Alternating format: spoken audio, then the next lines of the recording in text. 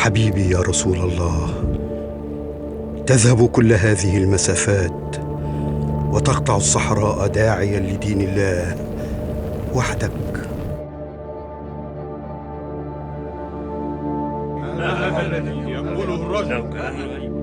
فاستصغر هؤلاء القوم ما قاله لهم رسول الله، ونادوا صبيانهم ليؤذوا رسول الله.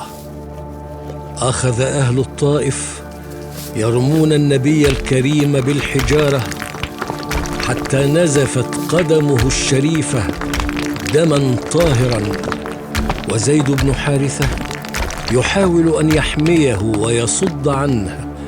صلى الله عليك يا حبيبي يا رسول الله. وماذا فعل رسول الله يا زيد؟ جلس تحت ظل نخلة وكان مكروبا ودعا ربه. سألت عائشة رضي الله عنها رسول الله: هل أتى عليك يوم كان أشد عليك من أحد؟ فقال عليه الصلاة والسلام: لقد لقيت من قومك، وكان أشد ما لقيت منهم يوم العقبة، فلم يجبني أحد إلى ما أردت، فانطلقت وأنا هائم على وجهي، فلم أستفق إلا بقرن الثعالب، فرفعت رأسي فإذا أنا بسحابة قد أظلتني، فنظرت فإذا فيها جبريل فناداني فقال: إن الله قد سمع قول قومك لك وما ردوا عليك به، وقد بعث إليك ملك الجبال لتأمره بما شئت منهم.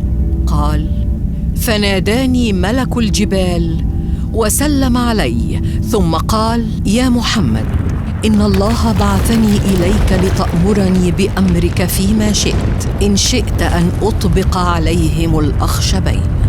فقال له رسول الله صلى الله عليه وسلم: بل أرجو أن يخرج من أصلابهم من يعبد الله وحده لا يشرك به شيئا. لقد تحمل رسول الله في رحلته إلى الطائف إيذاء وتجريحا، ولكن الله ناصره ومكافئه. ألا إن نصر الله قريب. أجل، نصر الله قريب. وأراد الله أن يمن على عبده ورسوله محمد صلى الله عليه وسلم برحلة عظيمة، ألا وهي رحلة الإسراء والمعراج.